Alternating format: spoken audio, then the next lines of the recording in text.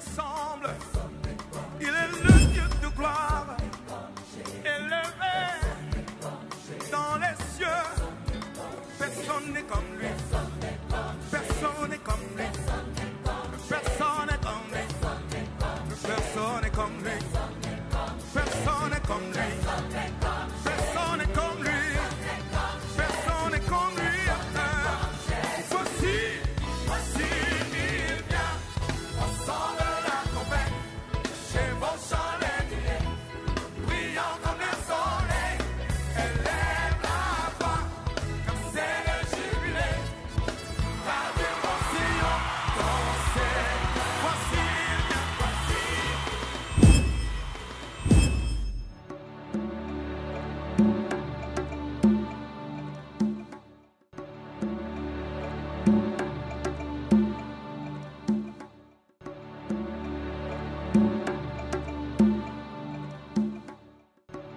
Du Père.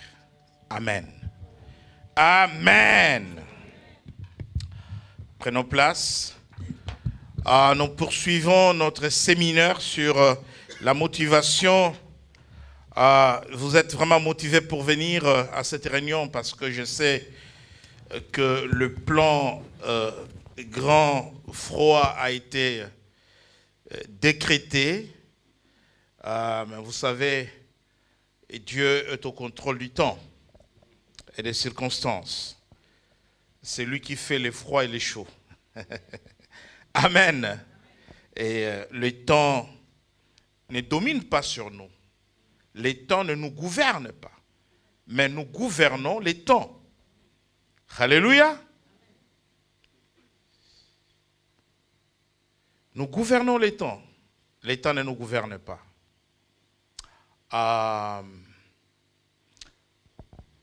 Diacre, tu avais vérifié si tout était ouvert? Ok, merci.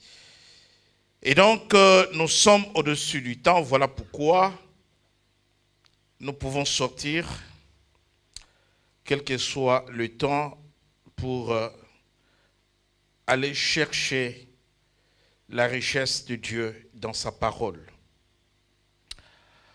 Nous avons commencé ce séminaire depuis mercredi passé. Je disais à l'introduction que Dieu est le premier motiveur. C'est lui qui nous motive. Un grand motivateur, notre Dieu. De Genèse à Apocalypse, Dieu ne fait que nous motiver dans sa parole.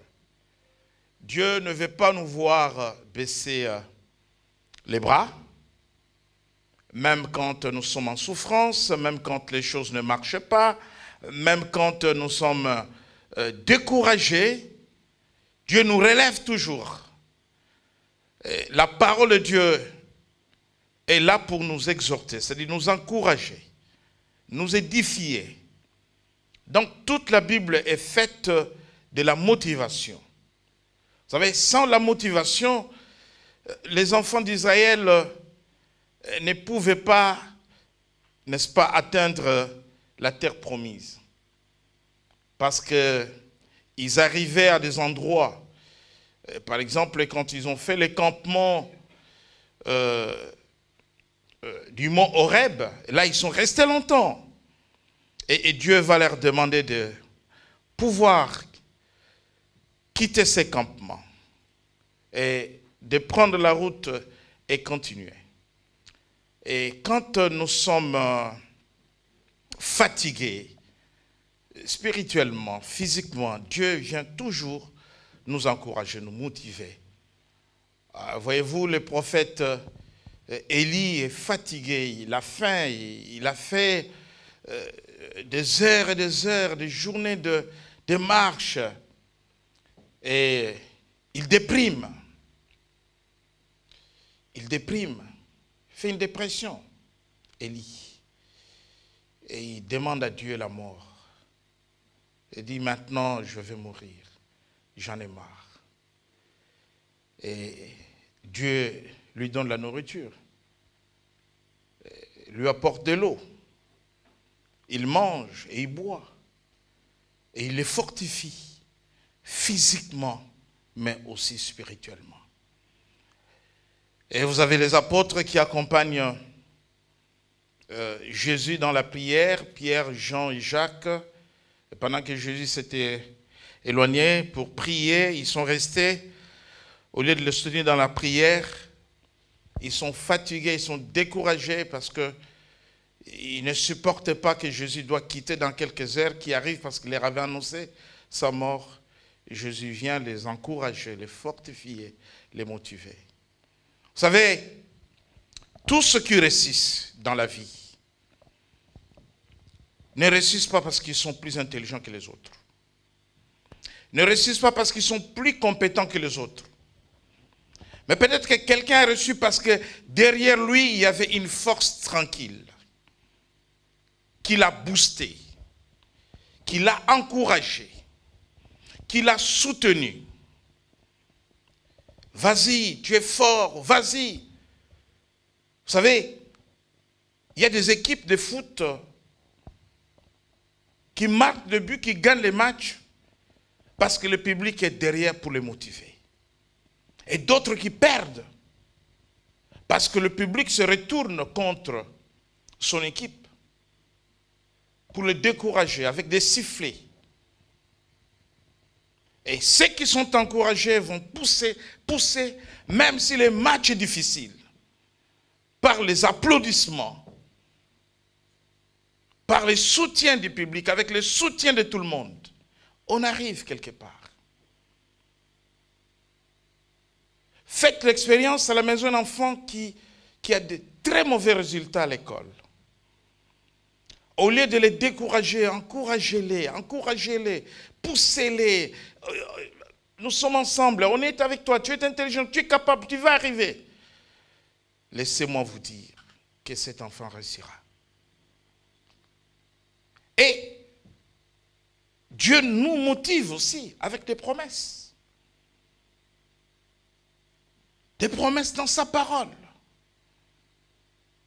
Je vous donnerai ceci, je vous donnerai cela. Les promesses aussi encouragent quelqu'un. Donc la motivation, c'est un facteur d'épanouissement de l'homme. La motivation, c'est un facteur de la réussite de l'homme. C'est un facteur du succès. Lorsqu'il y a la motivation derrière une action, on ne peut qu'obtenir le résultat. Sans motivation, on ne peut rien faire. Tu travailles, parce que tu sais que derrière ton travail, il y a une motivation. Mais en réalité, le salaire, c'est une motivation. Qui peut sortir matin, soir, et qui sait qu'à la fin du mois, il ne gagne rien? Vous voyez, quand on cherche le bénévole à la Croix-Rouge ou dans certains milieux, on a besoin de bénévoles. Le bénévole, il faut les trouver. Parce qu'il n'y a pas de motivation. Là, c'est le cœur. C'est par amour aux autres qu'on va y aller. Nous avons essayé de démontrer dans la parole de Dieu que Dieu est le premier motivateur. Dieu a vu que quelque chose s'est passé dans la pensée d'Adam. Et Dieu dit, il n'est pas bon qu'Adam soit seul. Et quand Adam voit Ève, c'est autre chose, ce n'est pas la même personne. La motivation change le caractère de quelqu'un. La motivation change l'habitude, les comportements. Adam avait donné les noms à tous les animaux. Mais parmi les animaux, Adam ne voyait pas un animal semblable à lui. Mais quand il a vu Ève, quand il a vu la femme, voici cette fois. Il a reçu la motivation de Dieu. Dieu l'a encouragé. Et donc, ce séminaire est pour quiconque qui croit être en état d'échec. Et mercredi dernier, j'étais en train de dire que, par définition, l'échec, ce n'est pas une fatalité. On peut échouer parce qu'on est passé à côté. Mais on n'échoue pas parce qu'on est idiot. On n'échoue pas parce qu'on est incompétent. On peut échouer parce qu'on passe à côté. Jean-Paul Sartre, un philosophe français, parmi les philosophes les plus connus en France, un homme de lettres intelligent, qui peut étudier la littérature française et ne pas parler de Jean-Paul Sartre. Mais Jean-Paul Sartre va échouer son premier concours pour faire l'agrégation en lettres. Ce n'est pas parce qu'il n'était pas intelligent. L'homme est réputé être intelligent. Mais il est passé à côté de quelque chose. Donc l'échec n'est pas une fatalité. Pour un enfant de Dieu, chaque échec doit être transformé en opportunité. Parce que quand il regarde l'échec, il comprend pourquoi il n'a pas obtenu le résultat. Et il va revenir et il va faire autrement. Nous avons parlé de la pensée puissante comme premier facteur de la motivation.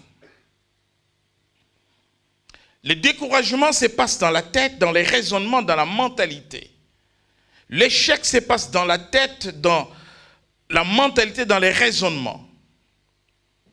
Et nous avons dit que lorsque nous avons des attitudes négatives, de pensées négatives, tout devient échec pour nous. Et tout devient fatalité pour nous. Les pensées puissantes, ce sont des pensées fortes. Ce sont des idées fortes. Ici, nous allons chercher ces idées dans la parole de Dieu. Et ces idées vont loger dans notre esprit. Ces idées vont habiter dans nos pensées. Ces idées fortes, que j'appelle les pensées puissantes, vont accompagner nos raisonnements, nos réflexions. Mais ces idées sont issues de la parole de Dieu. Je vais prendre chaque idée forte issue dans la parole de Dieu que je vais intégrer dans mon esprit.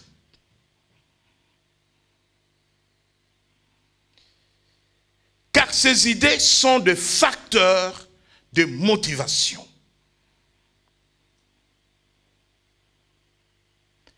La Bible dit que tout est possible à celui qui croit. Voici une idée forte. Tout est possible à celui qui croit.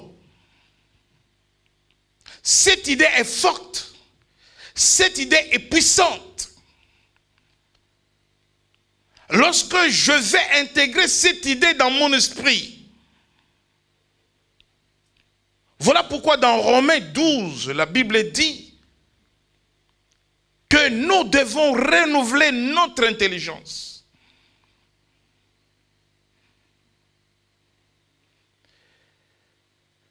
Lorsque je vais intégrer cette idée dans mon esprit, cette idée est issue de la parole de Dieu. Tout est possible à celui qui croit. Et alors, quand je serai en face de la diversité, de la souffrance, parce que dans mon raisonnement, tout est possible et tout sera possible. Cette idée me motive. C'est ainsi que je vais vous donner une première pensée puissante.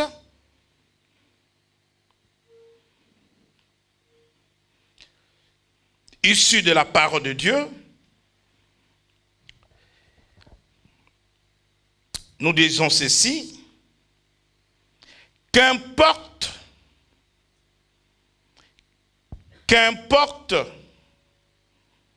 ce qu'il me faut accomplir dans la vie, je le peux par Christ.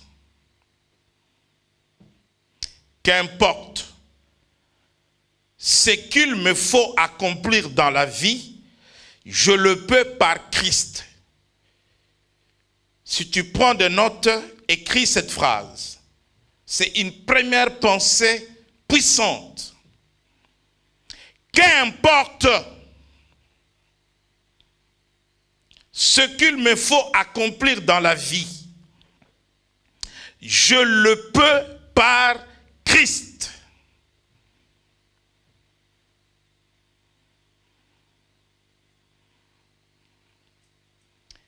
Qu'importe ce que je peux accomplir dans la vie, ce qu'il me faut accomplir dans la vie, je le peux par Christ. Je peux réussir en tout, pour tout, par Christ.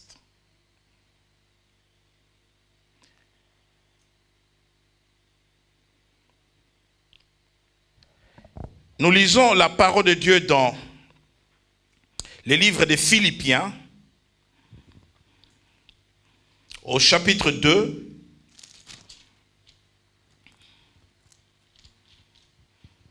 Philippiens chapitre 2,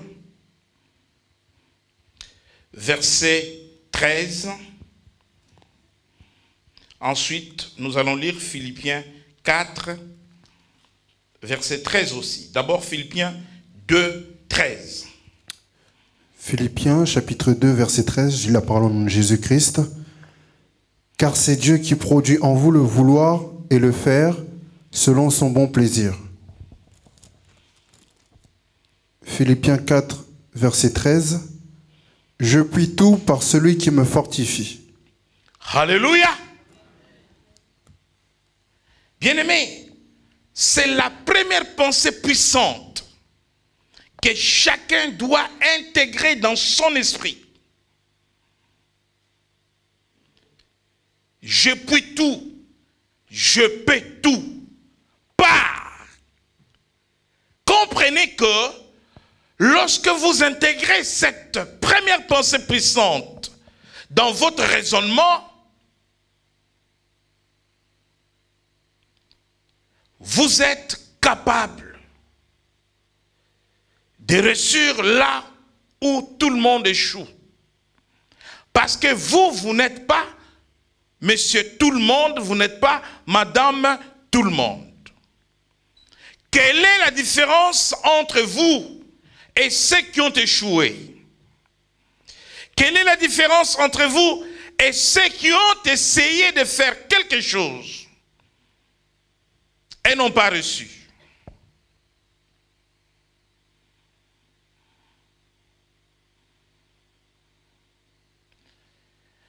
La différence, c'est que celui qui a échoué a fait par lui.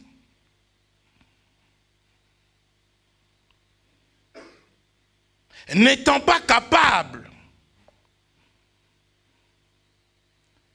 il a échoué. Il a fait par lui. Or, moi je puis tout par Christ. Par celui qui me fortifie, par celui qui me rend capable. Bien-aimé, personne n'est né capable. C'est Dieu qui nous rend capables. Et donc, je vais intégrer cette première pensée puissante Je puis tout par Christ qui me rend capable. Je puis tout par Christ qui me fortifie. Qu'importe ce qu'il me faut accomplir dans la vie, je le peux. Par Christ, pas par moi-même. Amen. À partir du moment où vous avez intégré cette première pensée puissante, elle est très importante et je vais rester encore là, sachant qu'il existe des circonstances qui paraissent vraiment impossibles, des questions sans réponse, des situations de fatalité, où vous ne pouvez même pas essayer et vous ne savez pas par où commencer. Je crois vous avoir donné l'exemple de Pierre qui fait la pêche toute la nuit.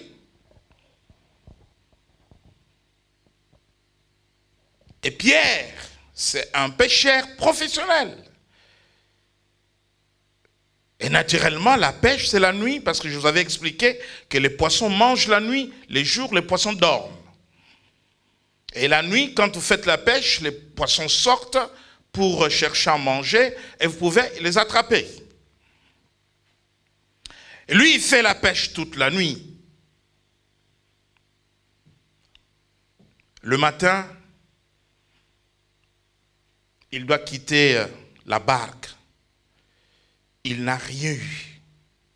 Et Jésus qui apparaît le matin, et il sait que Pierre n'a rien eu la nuit, il dit à Pierre, jette encore le filet. Alors que Pierre était en train de laver le filet pour rentrer à la maison. Quelle a été la réaction de Pierre? Il a dit au Seigneur, sur ta parole, je vais jeter. La parole du Seigneur l'a motivé. Donc, Pierre a voulu dire tout simplement que par moi-même, j'ai échoué. Mais parce que toi, tu l'as dit, sur ta parole, toi, tu me rends capable, toi, tu me fortifies, toi, tu m'encourages, tu m'as motivé, et je crois en ta parole, je vais encore jeter. Il a jeté, et nous connaissons cette histoire. Il ne pouvait même pas sortir le filet de l'eau, parce qu'il y avait plein de poissons. Donc, face à la diversité, aux situations difficiles, l'échec, la fatalité, c'est quand dans mon esprit, je n'ai pas intégré Christ. Quand je pense que par mon intelligence, je peux faire quelque chose. Vous savez que pendant les travaux de la reconstruction du temple de Jérusalem, alors que ce temple avait été détruit par les armées de Nabuchodonosor, le peuple était découragé.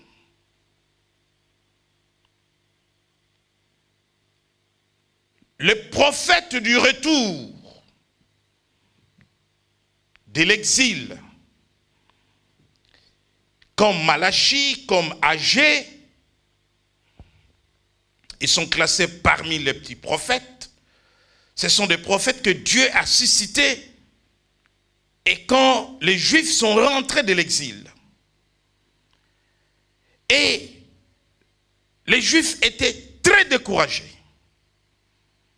Vous savez, si vous demandez aux Syriens qui ont fui la guerre, alors que leurs maisons ont été bombardées, quand vous regardez les immeubles, c'est les décombres.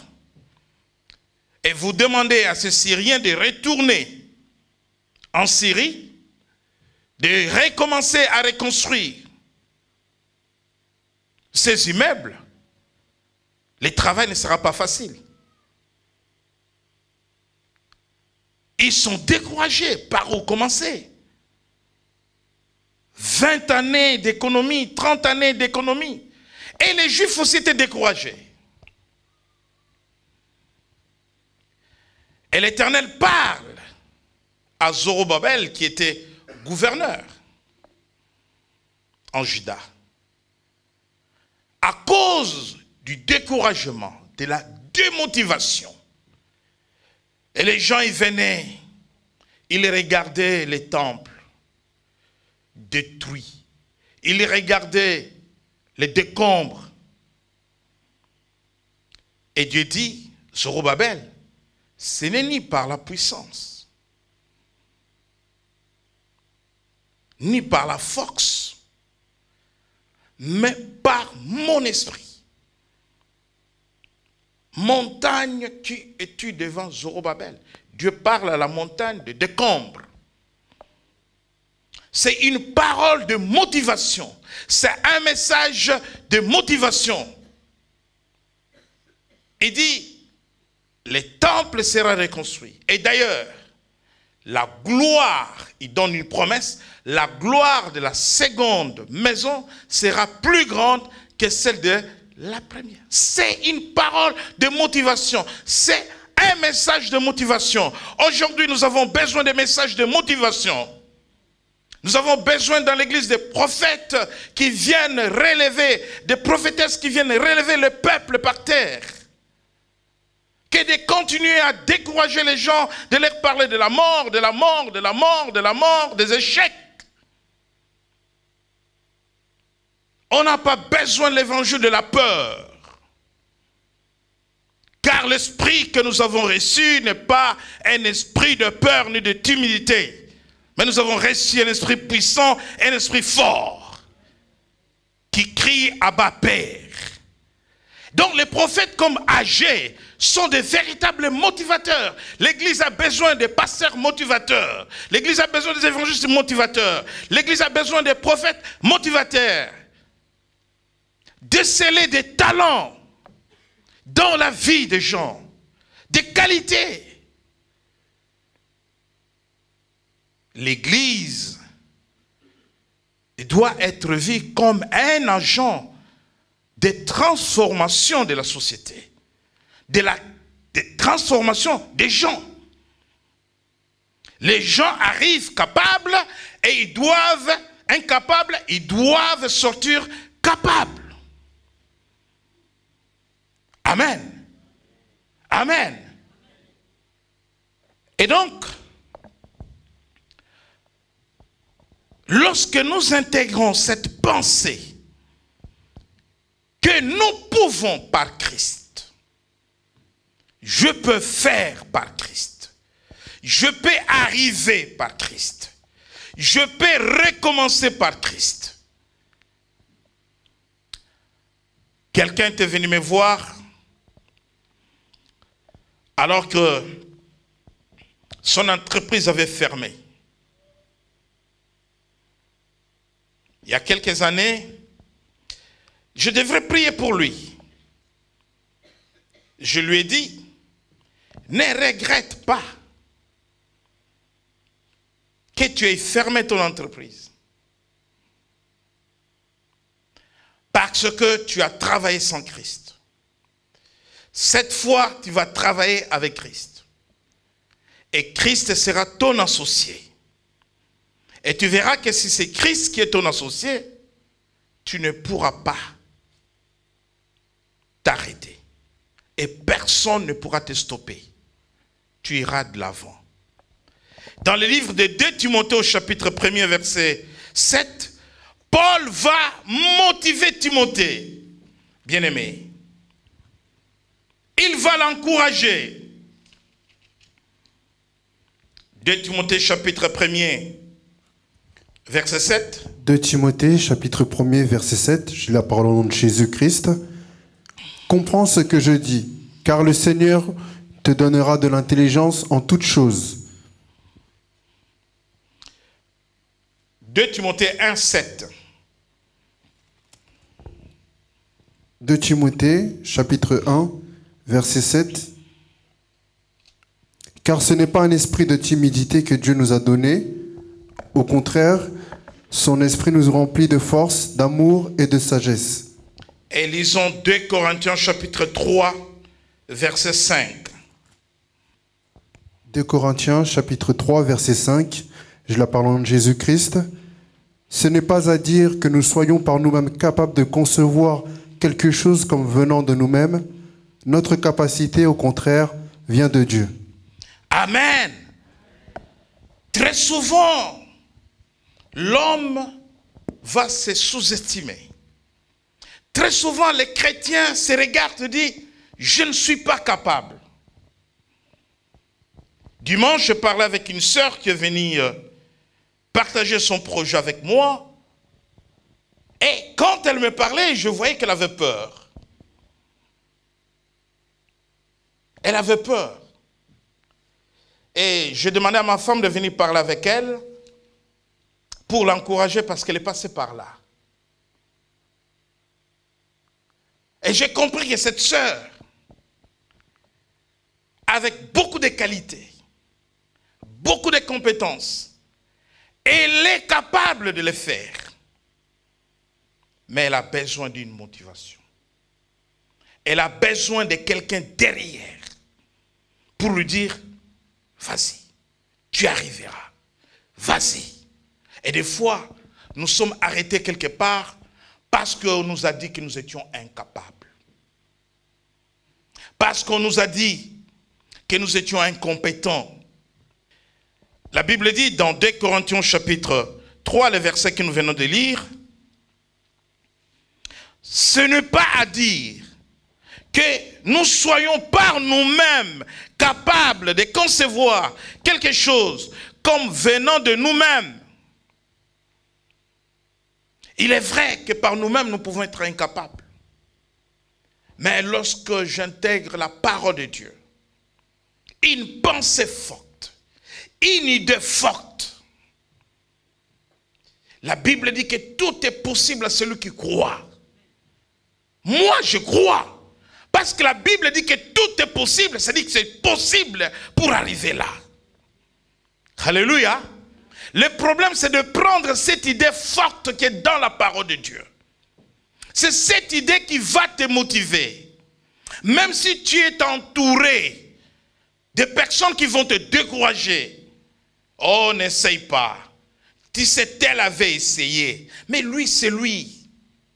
Moi, je sais que je puis tout par celui qui me fortifie, par celui qui me rend capable. Mais celui qui me fortifie, celui qui me rend capable, c'est celui qui est à moi. Et lorsque nous lisons cette parole, c'est une idée forte. Bien-aimés, ce sont des phrases à noter dans vos cahiers, à souligner, et dans l'exercice de la motivation. Tu dois intégrer.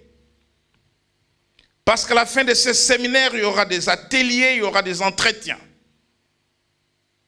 d'accompagnement des projets, des transformations, des reconversions, des métiers, des reconversions, des projets. Alléluia. Il y aura des entretiens à la fin de ce séminaire sur la motivation. Et ce sont des expériences reçues sur la base de la parole de Dieu. Ce n'est pas dire que nous soyons par nous-mêmes capables de concevoir quelque chose comme venant de nous-mêmes. Notre capacité, au contraire, vient de Dieu. Notre capacité, au contraire, vient de Dieu. Je suis capable d'arriver quelque part, je suis capable de faire quelque chose parce que c'est Dieu qui me rend intelligent, c'est Dieu qui me rend compétent, c'est Dieu qui me rend capable. Une autre idée forte, la première idée forte, c'est celle que nous venons de voir. Je vais intégrer cette première idée forte, n'est-ce pas, dans mon raisonnement.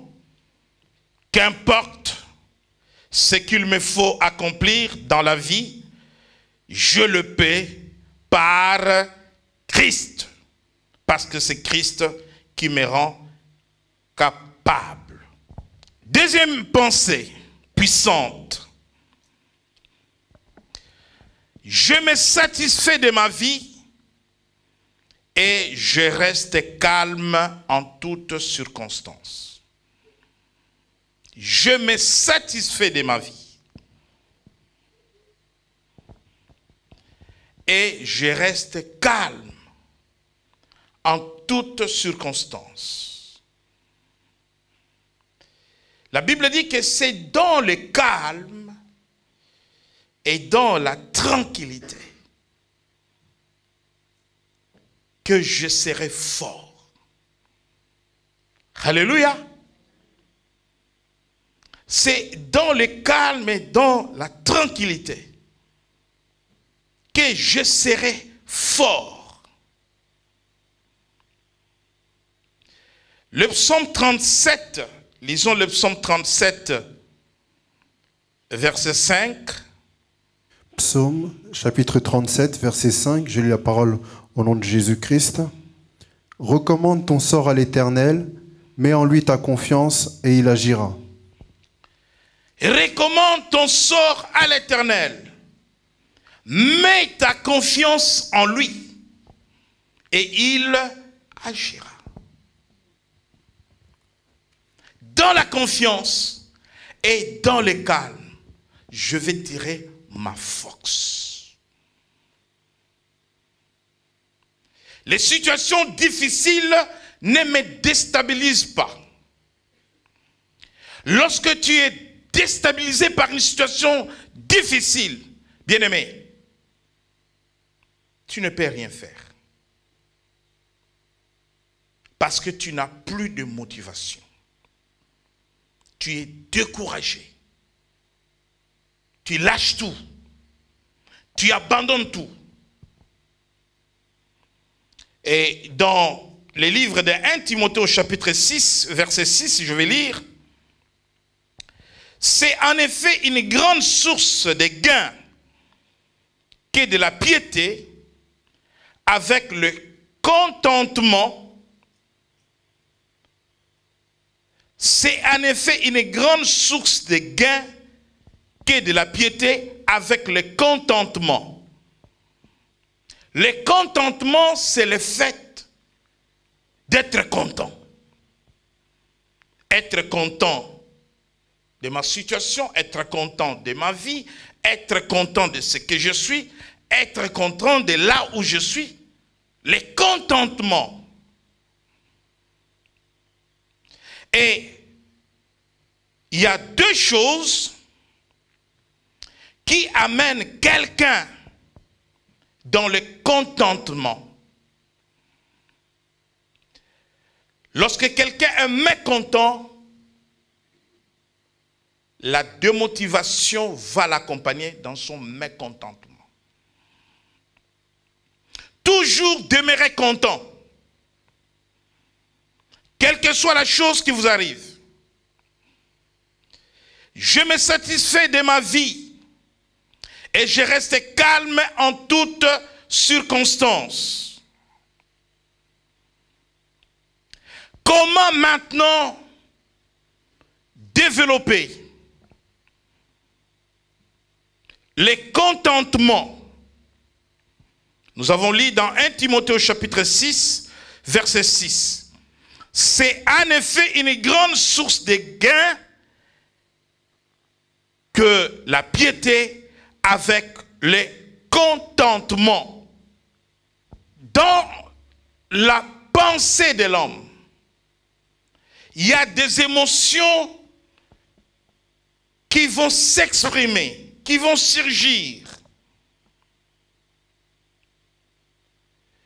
Et lorsque les émotions surgissent face au problème, lorsque vous êtes en face d'une situation,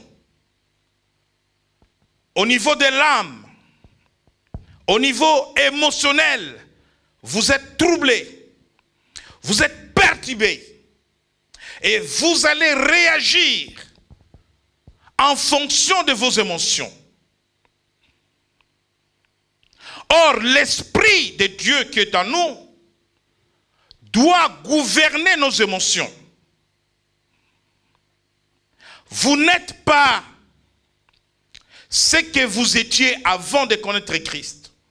Lorsque quelqu'un est en Christ, il devient une nouvelle créature.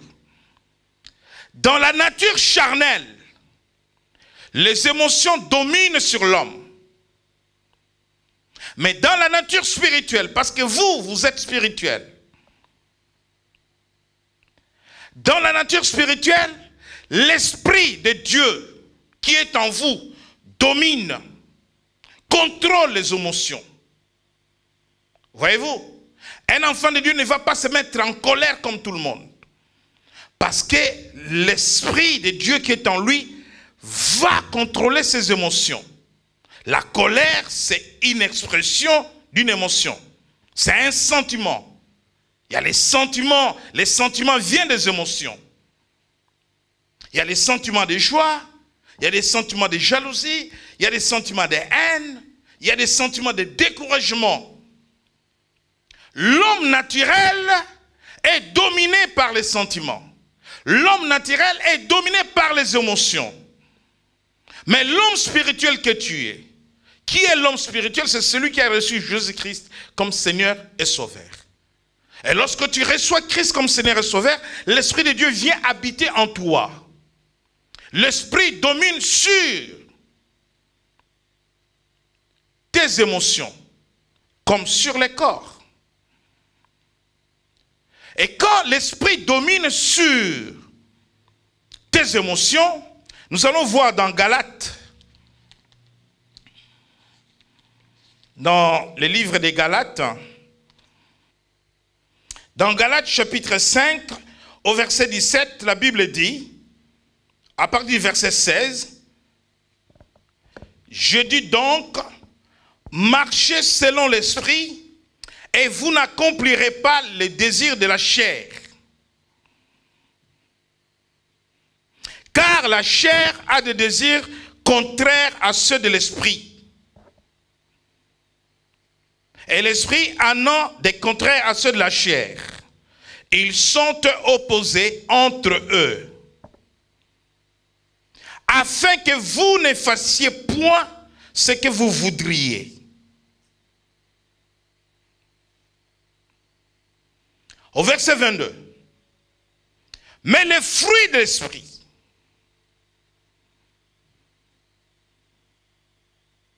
c'est l'amour, la joie, la paix, la patience, la bonté, la bénignité, la fidélité, la douceur, la tempérance. » Comment développer le contentement et la constance? Comment développer ces deux choses en nous? Le contentement, c'est le fait d'être content. La constance, c'est le fait d'être stable, équilibré. On est inconstant quand on va être emporté, quand on va être influencé par tout vent qui souffle. Si je suis inconstant, le vent souffle à gauche, je suis emporté à gauche. Le vent souffle à droite, je suis emporté à droite. Mais quand je suis constant, dans le malheur comme dans le bonheur, je suis constant. Lorsque quelqu'un est constant, lorsque quelqu'un est dans le contentement, la constance et le contentement sont des facteurs de motivation en permanence dans la vie d'une personne. Vous verrez qu'il y a des gens qui sont toute leur vie toujours motivés.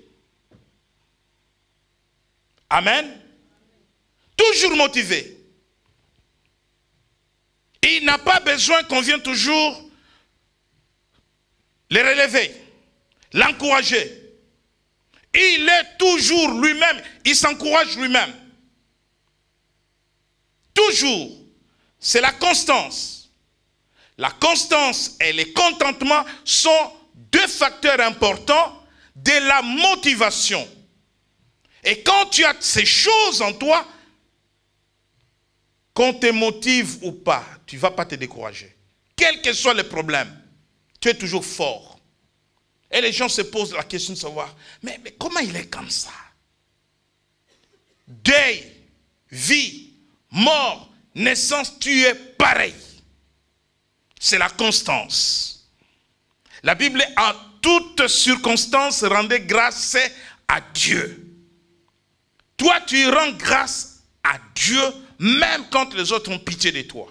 Parce que tu es constant.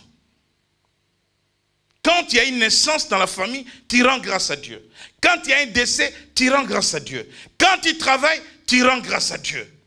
Il y a des gens qui sont constants. Quelqu'un qui est constant, il perd du travail aujourd'hui. Si lui-même ne vous dit pas, vous ne le saurez pas. Mais des gens, quand il lui arrive un problème, c'est terrible. Vous les voyez, vous remarquez qu'il a un problème. Alléluia. Parce qu'il est inconstant. Il n'est pas calme. Il n'est pas stable. Pour rien, il est déstabilisé. Un jour, je parlais avec mon épouse. On parlait des chrétiens. Pas du jubilé, mais d'ailleurs. Et je lui ai dit, telle personne, tu peux les déstabiliser. Et elle peut se battre. Oubliant que c'est un enfant de Dieu. Alléluia. Et quand c'est comme cela, la chair domine sur tes émotions. Or, l'esprit qui est en nous doit dominer. Quand nous avons la constance, événements difficiles, il n'y a pas de fatalité, il n'y a pas d'échec. Je vais oser. Ça passe ou ça casse. Je m'en fiche. Mais moi, j'ai le courage de percer. Et je ne vais pas m'arrêter. Je vais recommencer parce que je suis constant. Je ne baisse pas les bras. La constance et le contentement t'amènent à comprendre que ces deux facteurs sont des facteurs de motivation. Alors, deux éléments, nous allons retenir deux éléments sur l'ensemble des autres éléments. Nous reviendrons sur les autres éléments prochainement. Mais aujourd'hui, je vais donner seulement deux éléments fondés sur la parole de Dieu. Deux éléments qui alimentent la constance et le contentement. Parmi tant d'autres, nous reviendrons sur les autres éléments. Aujourd'hui, nous retenons la patience. Lorsque l'esprit domine sur mes émotions, or le fruit de l'esprit, parmi tant d'autres, Galates 5, 22, je suis en attente d'une situation, je suis calme, je suis tranquille, je suis patient. La patience. Je suis patient. La patience. Dieu veut que nous utilisions la sagesse. Et la sagesse de Dieu en nous va motiver la patience. Lorsque nous utilisons la sagesse motive la patience. Lorsque je suis en face de situations de troubles, lorsque je suis en situation d'adversité, je traverse des moments difficiles, où je viens de passer un examen, j'échoue. Un exemple. Je vais vous donner un exemple. Si Lionel Jospin, qui pendant 5 ans, un bon Premier ministre, aimé par tout le monde, un bon Premier ministre pendant 5 ans, jamais mêlé dans des affaires judiciaires, jamais devant un juge. Ok. Il se présente pour la première fois à l'élection présidentielle. Parce qu'il a fait un bon travail en tant que Premier ministre. Et lui, Il s'y attend, c'est que les Français viennent le récompenser. Il perd l'élection. Il pouvait revenir, mais il perd le contrôle. En ce moment-là, la chair agit sur les émotions. Est-ce que c'est le bon moment de prendre une décision? Il prend une mauvaise décision, et pour lui, et pour la gauche. Fin discours, il dit, je quitte la scène politique. 5 ans plus tard, il veut revenir, mais il est lié par sa parole, alors qu'il pouvait revenir et devenir président. Ça, c'est l'émotion. Face à une situation d'échec, vous venez de rater quelque chose de très important. Il faut calmer ces émotions. Parce que les émotions, c'est comme quelque chose que vous allez provoquer. Quand il y a un problème difficile, dans les émotions, il y a la colère qui dit, moi j'arrive, et la méchanceté qui va dire, moi je sors, tel qui va dire, ben attends, et tu vas être influencé. Or, l'Esprit de Dieu va, en dehors de la patience, te donner autre chose qui va te permettre de maîtriser tes émotions, de calmer les esprits d'émotion qui s'agitent et qui va dire, émotion, émotion, attendez, attendez, laissez-moi d'abord dormir aujourd'hui. Le reste, on verra après. C'est la maîtrise de soi. Dans le monde, les gens vont faire des cours pour avoir la maîtrise de soi. On demande à certaines personnes de faire des sports sataniques. Mais nous, chrétiens, le Saint-Esprit nous offre la maîtrise de soi. Je ne peux pas agir n'importe comment. Je ne peux pas décider sous l'effet d'une déception.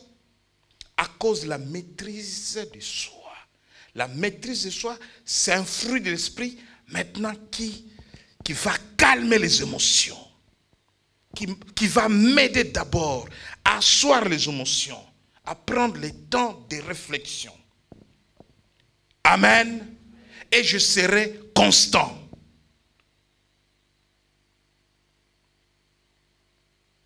Les gens viendront pour me consoler, mais quand ils arrivent, c'est moi qui les console. Et ils ne comprennent pas, parce que je suis comme ça. Je suis constant. Amen. Et donc, avec la patience, avec la maîtrise de soi, avec la joie, avec la paix, avec l'amour, avec la bonté, tu vas développer la constance. Tu seras le même chrétien, le même enfant de Dieu, dans des temps difficiles, face à la diversité. Il est vrai que quand nous parlons de la motivation viendra des autres, comme elle viendra de toi-même, par la parole de Dieu, parce que tu auras intégré de paroles puissantes, des idées fortes dans ton esprit. C'est pour cela que vous remarquerez que même dans la société, les grands leaders dirigent avec des idées fortes. Certains ils vont s'inspirer de ceux qui sont passés avant eux. La pensée, c'est quelque chose qui peut amener quelqu'un à la réussite, comme je l'ai dit la fois dernière, comme à l'échec. Mais là, nous parlons de pensée puissante, attitude positive. Si tu es en état d'abandon de quelque chose, d'un projet, tu es en état d'abandon parce que tu es découragé, tu es motivé, tu ne vois pas dessus. Laisse-moi te dire qu'à l'issue de ce séminaire, prends tous les instruments, toutes les idées fortes, ta situation ne restera pas la même. Parce que Dieu est le premier motivateur. Dieu ne veut pas nous voir abandonner les choses. Nous parlerons des talents dans le cadre de ce séminaire. Et cette partie de l'enseignement va te permettre à te connaître. Parce que tu ne te connais pas. À te connaître. Vous savez, un jour j'étais quelque part, entouré de médecins, et je fis une intervention.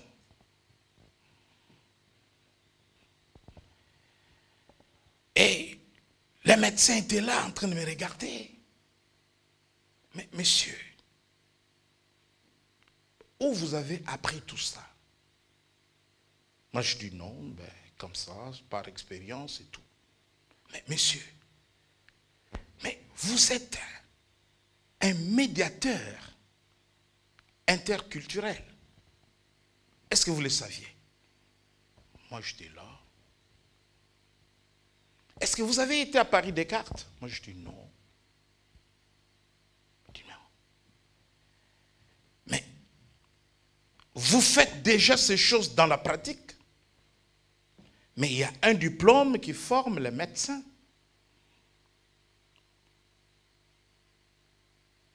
En médiation transculturelle.